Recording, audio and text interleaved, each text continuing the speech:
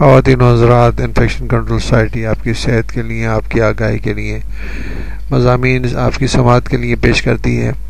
Anti microbial drugs के बारे में हम आपको बता रहे थे।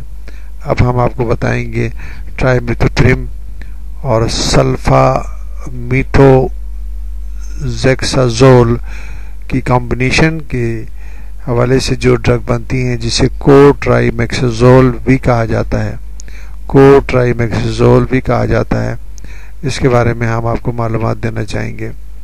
ये सल्फोनामाइड एंटीबायोटिक है और कॉम्बिनेशन इसका किया गया है सल्फोनामाइड का ट्राइमेथोप्रिम से, और 1:5 के रेशो में इसको कॉम्बिनेशन के अंदर ये तैयार की गई है। इसको आमतौर पर जो है इसका ट्रेड नेम जो है सेप्ट्रा और बैक्ट्रीम के नाम से ये मार्केट में अवेलेबल की गई है। इसका एक्शन जो है बैक्टीरिसाइडल और बैक्टीरियोस्टेटिक के तौर पर देखा जा सकता है। मेडिकल यूजेज में इसका इस्तेमाल जो है upper respiratory tract infection, lower respiratory tract infection, urinary tract infection, gastrointestinal tract infection, यानी ये सांस की नालियों के इन्फेक्शन में इस्तेमाल की जा सकती है, पेशाब के इन्फेक्शन में इस्तेमाल की जाती है, गुर्दों के इन्फेक्शन में इस्तेमाल की जा सकती है, और आंतों में जो इन्फेक्शन होते हैं उनमें इस्तेमाल की जा सकती है।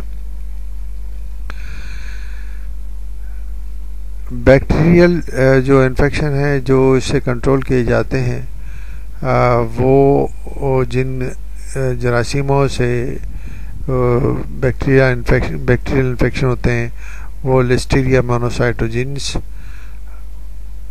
स्टेफिलोकोकस, सेप्रोफिटिकस और इकोलाई, कुछ स्ट्रेन इकोलाई की भी इससे ख़त्म हो सकती हैं।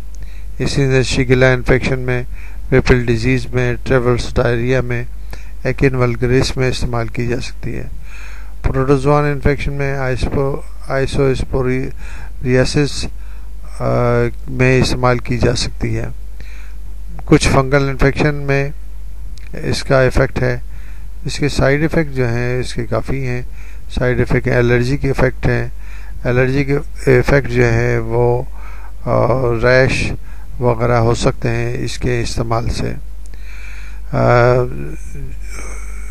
एंडोक्राइन जो इसके साइड इफ़ेक्ट हैं, इसकी केमिकल सिमिलरिटीज़ की वजह से पैदा होते हैं।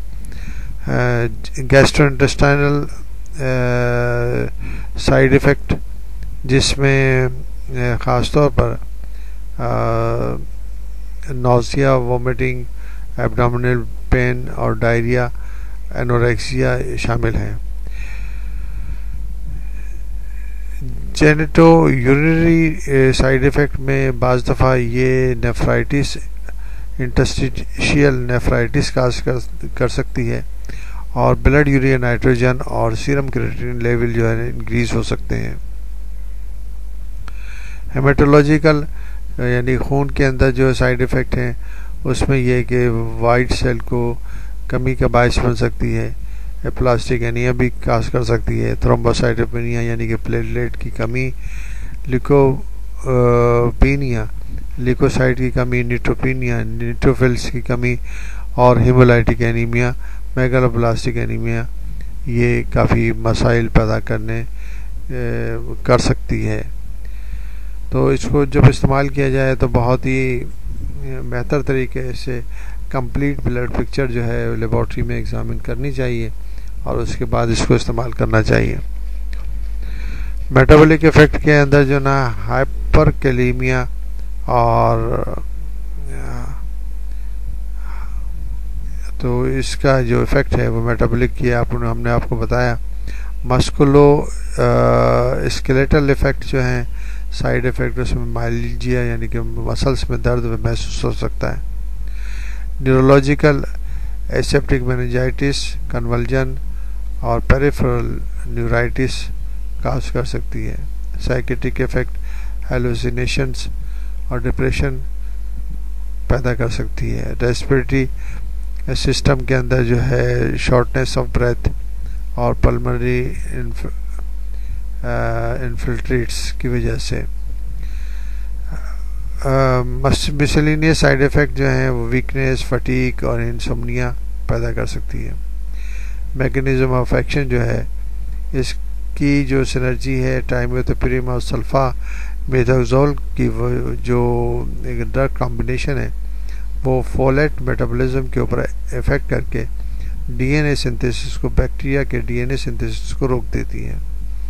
इस तरह इसका इफेक्ट जो है वो ख़ास तौर पर डीएनए सिंथेसिस को रोक कर ये बैक्टीरियासाइडल इफेक्ट और बैक्टीरियोस्टेटिक इफेक्ट जो है इसका वो बैक्टीरिया की मल्टीप्लिकेशन के ऊपर और रेप्लिकेशन के ऊपर इसका असर होता है और बैक्टीरिया की रेप्लिकेशन रुक जाती है और बैक्टीरिया की ग्रोथ रुक जाती है।